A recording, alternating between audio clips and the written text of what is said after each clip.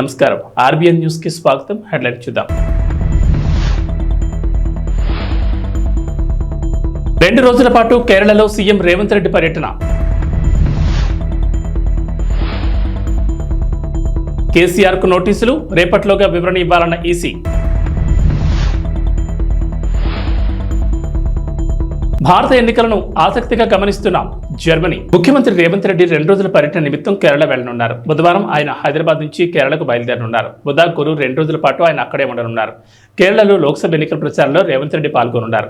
అనంతరం 18వ తేదీ సాయంత్రం తిరిగి హైదరాబాద్కు రానున్నారు. ఈ నెల 19వ తేదీన మహబూబ్ నగర్, మహబూబాబాద్ సభల్లో పాల్గొంటారు. అసెంబ్లీ ఎన్నికల్లో రేవంత్ చరిష్మా చూసిన అధిష్టానానికి ఆ తర్వాత వచ్చిన ఫలితాలతో ఆయన స్టామినాపై నమ్మకం ఏర్పడింది. ఈ నేపథ్యంలో లోక్సభ ఎన్నికల్లోనూ రేవంత్ చరిష్మాను వినియోగించుకోవాలని భావించింది. ఈ నేపథ్యంలోనే పలు రాష్ట్రాల్లో పార్లమెంట్ ఎన్నికల ప్రచారానికి ఆయన్ని పంపాలని నిర్ణయించింది. ఇప్పటికే ఆంధ్రప్రదేశ్లో రేవంత్ సభ నిర్వహించిన విషయం తెలిసింది. ఇక ఇప్పుడు తాజాగా కేరళకు వెళ్లనున్నారు. ఆ తర్వాత మహారాష్ట్ర, కర్ణాటక, మరోసారి ఆంధ్రప్రదేశ్లోనూ రేవంత్ ఎన్నికల ప్రచారంలో పాల్గొనే అవకాశం ఉన్నట్లు కాంగ్రెస్ పార్టీ వర్గాలు తెలిపాయి.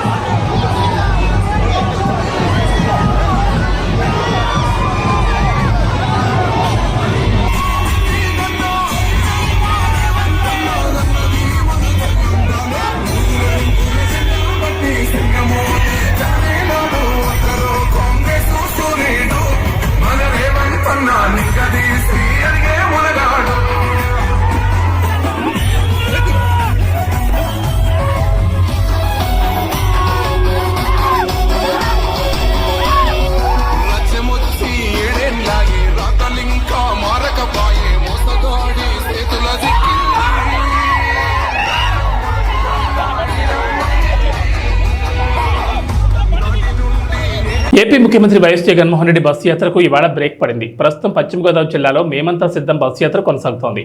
నేడు మేమంతా సిద్ధం బస్సు యాత్రకు విరామం ప్రకటించారు.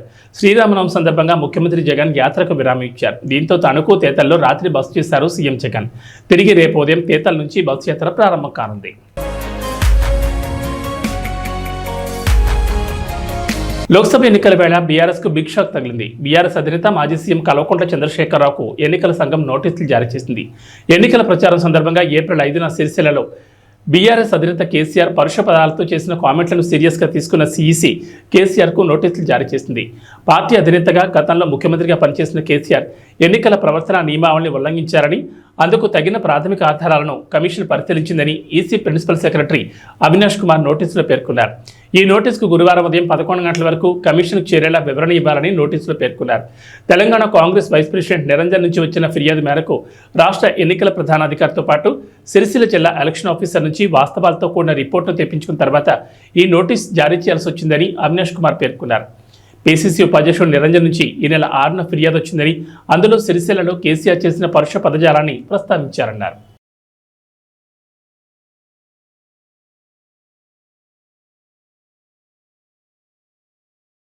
సార్వత్రిక ఎన్నికల వేళ ఛత్తీస్గఢ్లో జరిగిన భారీ ఎన్కౌంటర్లో 29 మంది మావోయిస్టులు మృతి చెందారు.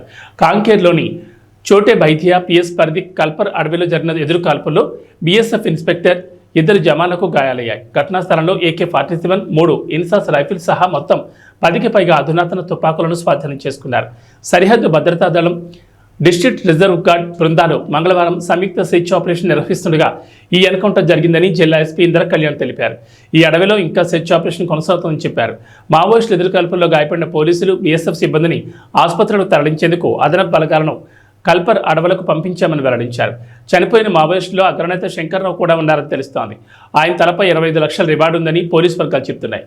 చనిపోయిన మావోయిస్టుల సంఖ్య మరింత పెరిగే అవకాశం ఉందని అధికారులు అంటున్నారు. భారత సార్వత్రిక ఎన్నికలను తాము ఆసక్తిగా గమనిస్తున్నట్లు జర్మనీ తెలిపింది. ప్రపంచంలోని ఈ అతిపెద్ద ప్రజాస్వామ్య పండుగ ప్రక్రియను గౌరవిస్తున్నట్లు పేర్కొంది. ఢిల్లీలో ప్రైవేట్ విశ్వవిద్యాలయం నిర్వహించిన కార్యక్రమంలో మన దేశంలో జర్మనీ రాయబారి ఫిలిప్ అకెర్మాన్ మాట్లాడారు. లోక్సభ ఎన్నికల్లో ఏ పార్టీ గెలిచినా అంతర్జాతీయ వేదికపై భారత్ ప్రభావం మరింత పెరుగుతుందని పేర్కొన్నారు. యునైటెడ్ అరబ్ ఎమిరేట్స్ సహా గల్ఫ్ దేశాలను భారీ వర్షాలు వణికిస్తున్నాయి.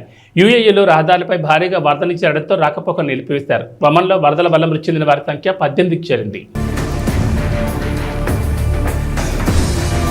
IPL 17 సీజన్లో భాగంగా కోల్కతాలో జరిగిన ఉత్కంఠ పోరులో రాజస్థాన్ విజయం సాధించింది. తొలుత బ్యాటింగ్ చేసిన కోల్కతా నారాయణ్ శతకంతో చెలరేగడంతో 223 పరుగుల భారీ స్కోర్ చేసింది. అనంతరం లక్ష్య ఛేదనకు దిగిన రాజస్థాన్ 20 ఓవర్లలో 8 వికెట్లు కోల్పోయి విజయం సాధించింది. జోస్ బట్లర్ శతకం చేసి తన జట్టును గెలిపించాడు. పాలకులు తమ కుటుంబం కంటే ప్రజల ఆనందమే ముఖ్యమని భావించాలని రామకథ చెబుతోందని టీడీపీ అధినేత చంద్రబాబు అన్నారు. శ్రీరామనవమి సందర్భంగా ట్విట్టర్ వేదికగా ఆయన శుభాకాంక్షలు తెలిపారు. త్రేతాయుగం నాటి రామరాజ్యం గురించి ఇప్పటికీ మాట్లాడుకుంటున్నామంటే ప్రజల మనోభావాలకు అనుగుణంగా సాగిన శ్రీరాముడి పాలనే కారణమన్నారు. అలాంటి పాలనలోనే ఊరు పచ్చగా ఉంటుందని, సమాజంలో శాంతి వెల్లివిరుస్తుందని తెలిపారు. మరికొద్ది రోజుల్లో ఆంధ్రప్రదేశ్ ప్రజలకు సుభిక్షమైన సుఖశాంతులతో కూడిన రామరాజ్యం లాంటి పాలన రావాలని కోరుకుంటున్నట్లు చంద్రబాబు పేర్కొన్నారు. టీడీపీ జాతీయ ప్రధాన కార్యదర్శి నారా లోకేష్ ఎక్స్ వేదికగా శ్రీరామనవమి శుభాకాంక్షలు తెలిపారు. ధర్మపాలనకు పెట్టింది పేరైన శ్రీరామచంద్రమూర్తి కరుణా కటాక్షాలు ప్రజలపై ఉండాలని కోరుకుంటున్నట్లు చెప్పారు. సీతారాముల దయ అందరి కుటుంబాలపై ప్రసరించి సుఖ సంతోషాలు ఆయురారోగ్యాలు కలగాలని ఆకాంక్షిస్తున్నట్లు పేర్కొన్నారు. దానికి ఎక్సర్సైజ్ ఏంటంటే అతను దుబ్బేశాడంటే 1 లీటరు రక్తం, 1 లీటర్ రక్తం 1 లక్ష రూపాయలు. అంటే 1 లీటర్ రక్తం ఈక్వల్ టు 1 లక్ష రూపాయలు. మీకు ఇచ్చిన డబ్బులుంటే ఒక పువ్వు అంటే 1 లక్ష రూపాయలు. ఈ 2 లెక్కేయండి. మీకు ఇచ్చిందెంత, దొబ్బేసిందెంత, ఈ 2 లెక్కేసుకుని అప్పుడు వస్తే ఎవరొచ్చినా నువ్వేమిచ్చమ్మా, ఆడబిడ్డలున్నారు. నేను ఎప్పుడు చెప్పేవాడిని, ఎవరు ఎన్ని చెప్పినా బెస్ట్ ఫైనాన్స్ మినిస్టర్స్ భారతదేశానికి ఫైనాన్స్ మినిస్టర్ నిర్మలా సీతారామన్ కంటే తెలివైన వాళ్ళు మా ఆడబిడ్డలు.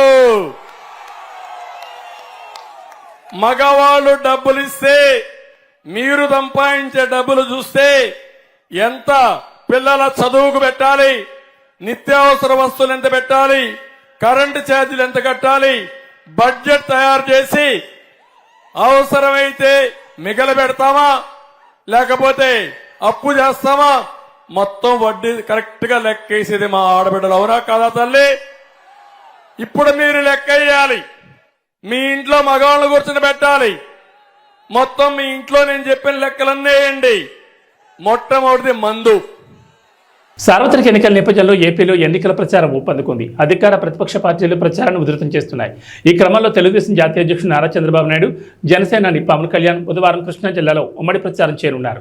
ప్రజాకాలం ఎన్నికల ప్రచారంలో భాగంగా పెడన, మచిలీపట్నంలో రోడ్ షో, బహిరంగ సభలు నిర్వహిస్తారు.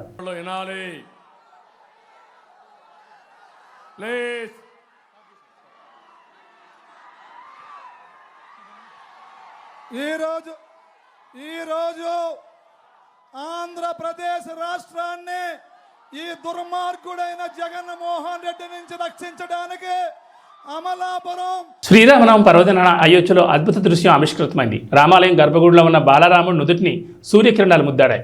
సూర్యాభిషేకం, సూర్యతిలకంగా వ్యవహరిస్తున్న ఈ అద్భుత దృశ్యాన్ని రామభక్తులు కనులారా వీక్షించారు. రామమందిరం 3వ అంతస్తు నుంచి ఏర్పాటు చేసిన కటకాలు, అద్దాలు, గేర్ బాక్సులు, గొట్టాల ద్వారా సూర్యకిరణాలు బాలరాముడు నుదుటిని తాకాయి.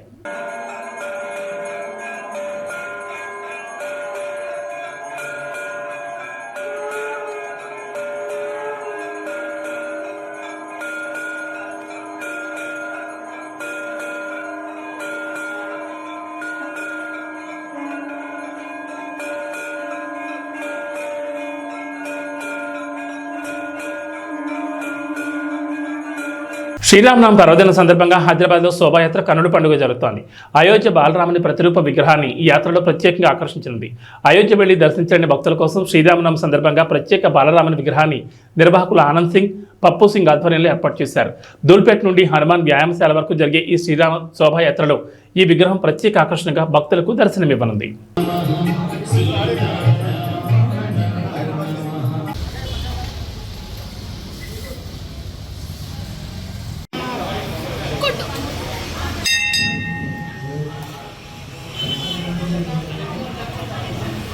ఇక్కడ దాకా రావాలి. వస్తుందా?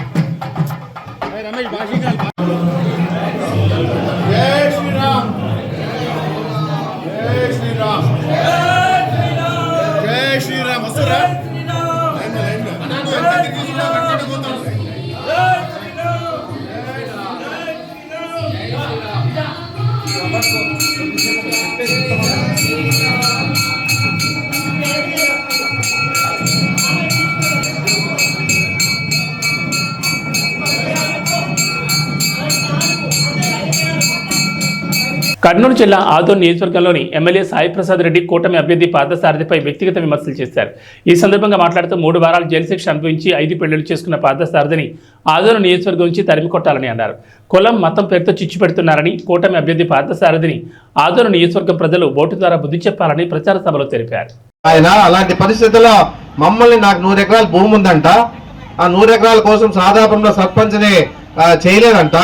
ఈ విధంగా ఈ రోజు ఎన్నో అబద్ధాలు చెప్పి ముందుకు పోతున్న పరిస్థితి ఈ రాష్ట్రంలో ఉందని చెప్పేసి కూడా నేను చెప్పడం జరుగుతాను. ఎందుకంటే ఏ విధంగా అంటే చంద్రబాబు నాయుడు కానీ పార్థసారథి కానీ ఏదున్నాడు ఏం చేస్తా అంటే నిజాలు చెప్తే తల 1000 ముక్కలు అవుతుంది. అలాంటి పరిస్థితి ఉంది కాబట్టి అన్ని అబద్ధాలు చెప్పి అధికారంలోకి రావాలని చేసే ప్రయత్నం చేస్తా ఉన్నారు.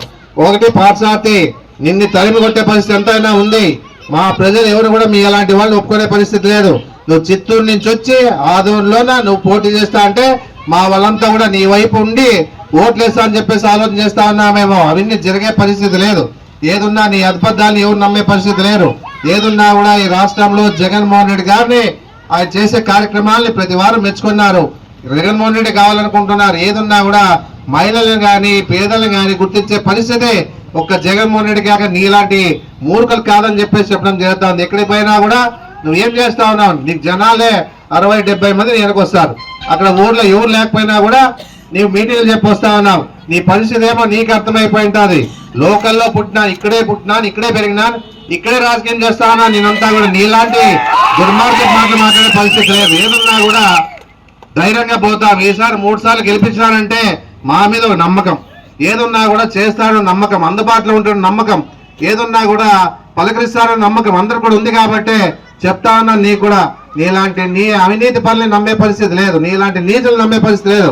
గుర్తుపెట్టుకో అని చెప్పేసి నేను చెప్పడం జరుగుతా ఉంది. ఏదున్నా కూడా ఈ రోజు ఉండే పరిస్థితుల్లో రాష్ట్రానికి జగన్మోహన్ రెడ్డి అవసరము, మా నియోజకవర్గం నేను అవసరం అని చెప్పేసి చెప్పడం జరుగుతా ఉంది.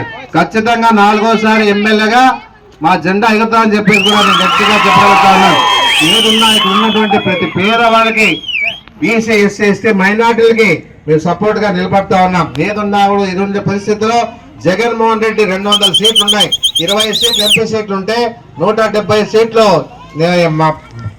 ఎమ్మెల్యే సీట్లు ఉంటే దాదాపుగా 100 సీట్లు బీసీ, ఎస్సీ, ఎస్టీ, మైనార్టీకి ఇచ్చిన ఘనత జగన్మోహన్ రెడ్డి అని చెప్పేసి నేను చెప్పాను. బొజ్జల గోపాలకృష్ణారెడ్డి, బొజ్జల హరినాథ్ రెడ్డి లాగా హుందా రాజకీయాలు చేయడం నేర్చుకోవాలని శ్రీధర్ రెడ్డి యువత విభాగం నాయకులు, టీడీపీ, జనసేన, బీజేపీ ఉమ్మడి కూటమి ఎమ్మెల్యే అభ్యర్థి బొజ్జల వెంకట సుధీర్ రెడ్డికి సూచించారు. ఈ సందర్భంగా మీడియా సమావేశం నిర్వహించారు. అనంతరం మాట్లాడుతూ సామాను శ్రీధర్ రెడ్డిపై బొజ్జల సుధీరెడ్డి కుటుంబ విషయాలు, వ్యక్తిగత అంశాలపై అనుచితంగా మాట్లాడడం సంస్కారం కాదన్నారు. వారి నాన్న బొజ్జల గోపాలకృష్ణారెడ్డి, వారి చిన్నాన్న బొజ్జల హరినాథ్ రెడ్డి గత 35 ఏళ్లుగా శ్రీకాళహస్తిలో హుందాతనంగా రాజకీయాలు చేసినట్లు గుర్తు చేశారు. మరి వారి వారసుడిగా రాజకీయాలకు అడుగుపెట్టిన మీరు సామాను శ్రీధర్ రెడ్డి వ్యక్తిగత విషయాల్లో జోక్యం చేసుకుని రాజకీయాలకు వాడుకోవడం సాహిత్యం కాదని సూచించారు. ఈ కార్యక్రమంలో పలువురు పాల్గొన్నారు. హుందా రాజకీయం చేశారు. మీరు ఇంతవరకు ఒక్కసారి కూడా ఎమ్మెల్యే కాకముందరే ఈ మారి ఎవరిని పడితే వాళ్ళు వ్యక్తిగతంగా నేను కలుపుకోబోతూ అంటున్నారే కానీ మీరు ఈ మారి ప్రతి ఒక్కరి వ్యక్తిగత విషయాల గురించి కూడా మాట్లాడుతూ వ్యక్తిగత విషయాలు ఎత్తుకుంటూ పోతే ఎవరి ఇంట్లో ఉన్న వ్యక్తిగత విషయాలు చాలా ఉంటాయి. ఇంకోటి, మీరు ఇప్పుడు 6-7 సార్లు శ్రీధర్ రెడ్డి గారు ఈ మారి ఎన్నోసార్లు కష్టపడ్డాడు, శ్రీధర్ రెడ్డి ఇబ్బంది లేదు, ఈరోజు ఎమ్మెల్యే గారిని గెలిపించారు, అది ఇది అంటూనే మళ్ళీ ఈ రోజు వాళ్ళిద్దరూ ఒకటే అని అంటున్నారు. వాళ్ళిద్దరి మధ్యలో ఆల్రెడీ ఎటువంటి కుటుంబ సంబంధాలు కానీ ఎటువంటివి లేవు. అది మేము స్పష్టంగా ఎస్ఆర్ యూత్ తరఫున మేము కంపల్సరీ మేము చెప్తున్నాం. ఆయన ఎమ్మెల్యే అభ్యర్థి, మీరు ఎమ్మెల్యే అభ్యర్థి, మీరిద్దరు ఏదన్నా ఉంటే పార్టీ తరఫున కానీ మీరు కానీ మాట్లాడండి. శ్రీధర్ రెడ్డి అనే వ్యక్తి ఏ పార్టీకి సంబంధించిన వ్యక్తి కాదు. శ్రీధర్ రెడ్డి ఒక ఇండిపెండెంట్ అభ్యర్థి, అది ఒకటి ప్రతి ఒక్కరు గుర్తించుకోవాలి. ఎంతసేపటికి వీళ్ళిద్దరి మధ్యలో సయ్యద్దు కుదిరించింది మీరేనా? అలాంటప్పుడు మీరు ఎలా ఇది మాట్లాడగలుగుతారు? మాటికి మీరే ఎన్నోసార్లు ప్రెస్ మీట్లో చాలాసార్లు 6-7 సార్లు మాట్లాడినా కూడా మేము ఏ రోజు కూడా దాని గురించి ఖండించలేదు, మా అన్న కూడా ఖండించలేదు. ఇంకోసారి ఏదైనా మాట్లాడేప్పుడు 1-4-5 సార్లు మీరు ఆలోచించుకుని మాట్లాడాలి. ఎమ్మెల్యే కుటుంబానికి కానీ మా అన్నకు కానీ ఎటువంటి సంబంధం లేదు. ఆ కుటుంబంతో మా అన్న కుటుంబంతో ఎటువంటి సంబంధాలు అయితే లేవు. ఇదైతే మేము ఖచ్చితంగా చెప్తున్నాం. ఇంకోసారి ఇలాంటి విషయాలు కానీ పునరావృతం అయ్యి శ్రీధర్ రెడ్డి గారి మొన్న మాట్లాడిన దానికే ఇది చాలా దూరం మీకు చాలా మైనస్ అయింది. మీరు రాజకీయం చేయాలనుకున్నప్పుడు ప్రజల సమస్యలు, స్థానిక సమస్యల గురించి ఏ రోజైనా మీరు మాట్లాడారా? వాటి గురించి మాట్లాడండి. అంతేగాని ఒక్కొక్క వ్యక్తిగత విషయాల గురించి అయితే దయచేసి ఇంకెప్పుడు మాట్లాడకూడదు. ఎందుకంటే గోపాలన్న చనిపోయినప్పుడు కానీ, హరణ చనిపోయినప్పుడు కానీ శ్రీధర్ రెడ్డి గారు ఆ రోజు మొత్తం దగ్గర ఉండి ఆడుండి చేసి వచ్చారు. మీ నాన్నన్న, మీ హరణన్న కూడా చాలా గౌరవం మా అన్నకి. అలాంటిది వాళ్ళని మాట్లాడడం మీరు ఎంతవరకు కరెక్ట్ అనేది మీరే అడుగుకోండి. మీ చుట్టూ ఉండే వాళ్ళు ఏదో సలహాలు అవన్నీ ఇచ్చేసి మీరు దాని పబ్లిక్ మీటింగ్లో వ్యక్తిగత విషయాల గురించి ఏ రోజు కూడా గోపాలన్న కూడా ఏ రోజు మాట్లాడింది లేదు. ఇదొక్కటి మీరు గుర్తుపెట్టుకొని, ఎస్ఎస్ఆర్ యూత్ అంటే మీరు ఏదో అనుకుంటున్నారు. ఆయన ఏ పార్టీకి సంబంధించిన వ్యక్తి కాదు. దయచేసి ఆయన గెలికారంటే చాలా పర్యవసానం మీరు అనుభవించాల్సి వస్తుంది. ఇది మటుకు ఖచ్చితంగా ఎస్ఆర్ యూత్ తరపున మేము మీకు చెప్తున్నాం. ఇంకోసారి మీకు నేను గుర్తున్నానో లేదో, నా పేరు హరీష్ రెడ్డి అంటానండి 108. అప్పుడు నేను 108 నేను డ్రైవింగ్ చేసేప్పుడు కోవిడ్ అప్పుడు మీకు నేను కాల్ చేశాను. సార్ ఈ మారి ప్రజలందరూ ఇబ్బంది పడుతున్నారు, మీరు వచ్చి ఏమైనా సాయం చేస్తే అని. ఇప్పుడు కూడా ఇంత దూరం వచ్చింది కాబట్టి ఈ రోజు చెప్తున్నాను, ఏ రోజు చెప్పలేదు. సాయం చేయండి అంటే నన్ను వచ్చి చచ్చిపోమంటావా, ఇంట్లోంచి రమ్మంటావు, 108 పనిచేస్తున్నావా అని మీరు అడిగారు. మీరు గుర్తుందో లేదో. అలాంటి మీరు మా అన్న గురించి మాట్లాడుతున్నారు. గత 5 ఏళ్లుగా కానీ ఎప్పటి నుంచో కూడా మీ వెనకాల గోపాలన్న పేరు చెప్పుకుంటారు, వాళ్ళకు పేర్లు చెప్పుకుంటారు. కానీ శ్రీధర్ రెడ్డి అనేవాడు ఒక్కడే నిలబడ్డాడు, వెనకాల బ్యాక్గ్రౌండ్ లేకుండా ఒక్కడే నిలబడినాడు. అదొక్కటి మీరు ఖచ్చితంగా గుర్తుపెట్టుకోండి. ఇంకోసారి ఈ 5 ఏళ్లలో కాదు 10 ఏళ్లలో కూడా శ్రీధర్ రెడ్డి లోకల్గానే ఉంటున్నాడు. గుళ్ళకి కానీ గోపురాలకు కానీ యువతలో క్రీడాభివృద్ధి కానీ తీసుకురావాలని ముందున్నాడు. దయచేసి ఏ పార్టీలతో శ్రీధర్ రెడ్డిని ముడిపెట్టద్దు. గడిచిపోయిన కాలాలు మాకొద్దు. గత 4.5 సంవత్సరంగా ఏ పార్టీకి సంబంధం లేకుండా ఆయన పని ఏందో ఆయన చూసుకుంటున్నాడు. మీరు ఏదైనా మాట్లాడుకోవాలంటే అవతల పార్టీ అభ్యర్థి ఉన్నారు, ఆయన మాట్లాడుకోండి, ఆ అభ్యర్థిని వీళ్ళు మాట్లాడుకోండి. ఇంకొకసారి దయచేసి మా అన్న గురించి కానీ మాట్లాడితే మటుకు మర్యాద ఉండదు. అదొక్కటి మీరు ఖచ్చితంగా గుర్తుపెట్టుకోవాలి. ఇంకోసారి కానీ ఇదే ఫైనల్ మీకు చెప్తున్నాం. మీరు ఇంక దీని తర్వాత కూడా ఇంకా మీరు రిపీట్ చేసి శ్రీధరన్ గురించి మాట్లాడడం జరిగితే మటుకు మీరు దీని మూల్యం అయితే ఖచ్చితంగా మీరు సమర్పించుకోవాల్సి వస్తుంది. ప్రజలకు కావాల్సిన సమస్యల గురించి మాట్లాడండి. ప్రజలకి ఏం లోకల్లో ఉండేటి మీ పథకాలతో పాటు లోకల్లో సమస్యలు చాలా సమస్యలు ఉన్నాయి, దాని గురించి మాట్లాడి ప్రజలకు అందాల్సింది చూడండి. వ్యక్తిగత విషయాల గురించి వద్దు. మీ ఇంట్లో కూడా వ్యక్తిగత విషయాలు చాలా ఉంటాయి. ఎప్పుడు ఈసారి కానీ మాట్లాడారంటే మీ వ్యక్తిగత విషయాలు కూడా మేము బయట పెట్టాల్సి వస్తుంది.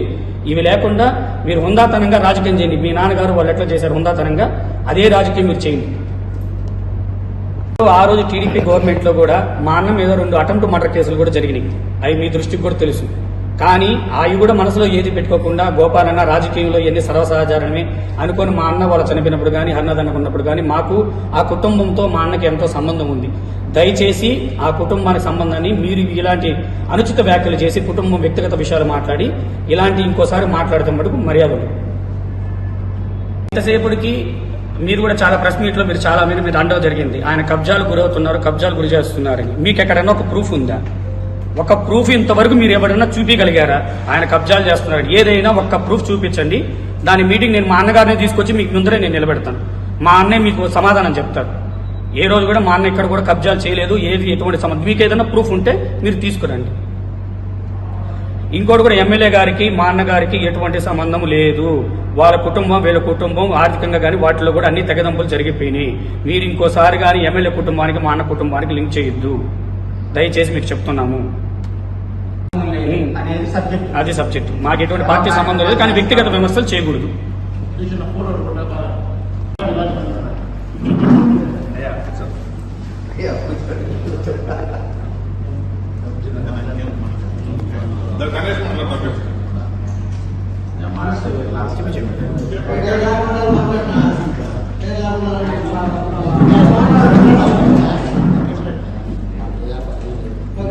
మత్తు పదార్థాలకు యువతను బానిసలుగా చేస్తున్న సైకో జగన్ అని పట్టాభిరామ్ అన్నారు. నర్సీపట్నంలో నిర్వహించిన టీడీపీ యువశక్తి కార్యక్రమంలో ప్రభుత్వ తీరును టీడీపీ జాతీయ అధికార ప్రతినిధి పట్టాభి విమర్శించారు.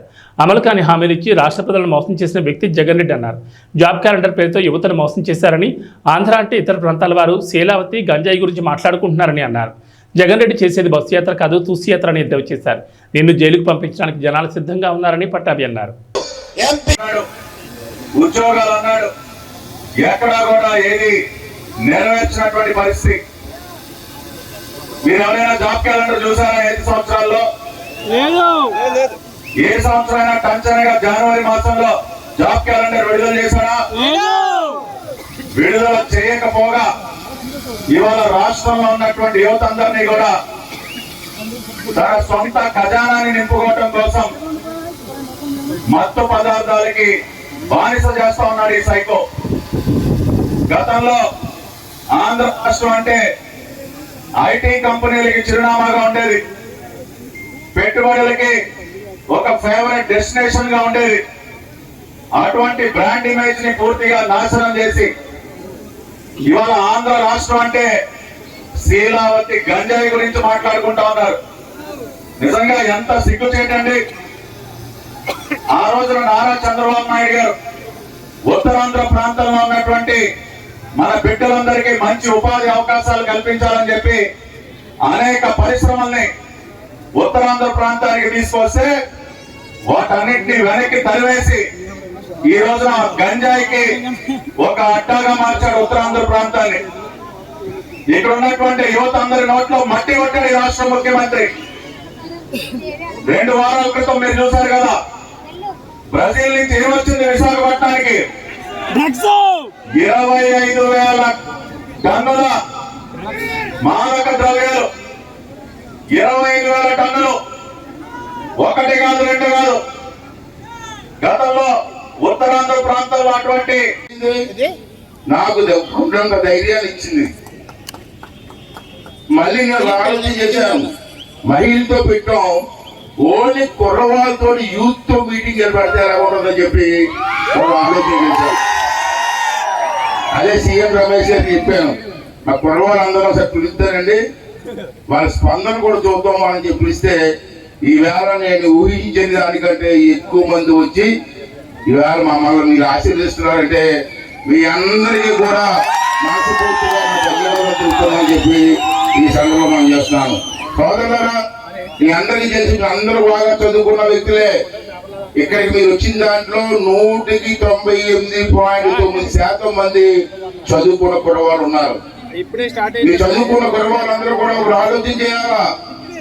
ఇలా పార్టీల గురించి మాట్లాడుతున్నప్పుడు ఏ పార్టీ సిద్ధాంతాలు బాగున్నాయి ఆలోచన చేయవలసిన అవసరం ఉంది. చంద్రబాబు గారి నాయకత్వంలో ఎన్నో కాలేజీలు పెట్టాం, ఇంజనీరింగ్ కాలేజీ పెట్టాను. నేను టెక్నికల్ ఎడ్యుకేషన్ మినిస్టర్ గా ఉన్నప్పుడు నర్సీపట్నంలో పాలిటెక్నికల్ కాలేజీ వచ్చిందంటే దానికి కారణం తెలుగుదేశం పార్టీ అని చెప్పి ఈ సందర్భంలో మనం చేస్తున్నాను. నాకు అత్యంత ఆప్తులు, నన్ను తన సొంత బిడ్డలాగా, ఒక కుటుంబ సభ్యుడిగా, నేను ఏ కష్టంలో ఉన్నా సరే నాకు అన్ని రకాలుగా నా వెన్నంటే ఉండి నాకు ధైర్యం చెప్పేటటువంటి వ్యక్తి, నా తండ్రికి సమానులైనటువంటి చింతకాయల అయ్యన్న పాత్రుడి గారి ఆహ్వానం మేరకు ఈ రోజున నర్సీపట్నంలో ఎంత ఘనంగా జరుగుతున్నటువంటి యువశక్తి భారీ బహిరంగ సభకు రావటం నిజంగా కూడా చాలా అదృష్టంగా భావిస్తా ఉన్నాను. ఈవేళ మీకు తెలుసు, రాష్ట్రంలో భారతదేశంలో నిరుద్యోగం ఎక్కువ ఉన్న రాష్ట్రాల్లో 24% నిరుద్యోగులు ఉన్న దేశంలోనే ఏపీ ప్రథమ స్థానం ఉంది. ఉద్యోగాలు కాదు, ఉద్యోగాలు లేకుండా ఉన్న కుర్రవాళ్ళకి ఎక్కువ శాతం ఉన్న రాష్ట్రంలో మన రాష్ట్రం ప్రథమ స్థానంలో ఉందామంటే మీ పరిపాలన ఏ విధంగా ఉందో ఒక్కసారి జగన్ రెడ్డిలు ఆలోచించవలసినటువంటి అవసరం అని చెప్పి ఈ సందర్భంలో మనం చేస్తున్నాం. అలాగే 4.5 ఏళ్ళలో రాష్ట్రంలో యువత ఉద్యోగాలు లేక పొరుగు రాష్ట్రాలు వలసపోతున్నారు. ఇవాళ చాలా బాధాకర విషయం. ఇలా మంచి జిల్లాలు తిరిగాను, డిగ్రీ చదువుకున్న కుర్రవాళ్ళు కూలి పనికి వెళ్తున్నారండి. ఉద్యోగాలు లేక కూలి పనికి, డిగ్రీ చదువుకున్న కుర్రవాళ్ళు, పాలిటెక్నిక్ కాలేజ్ చదువుకున్న కుర్రవాళ్ళు కూలి పనికి వెళ్తారంటే ఈ రాష్ట్రంలో పరిపాలన ఎలా ఉందో ఒకసారి మీరు అంతా కూడా అర్థం చేసుకోవచ్చు. ఏబీ బులెటిన్ విశేషాలు. నమస్కారం.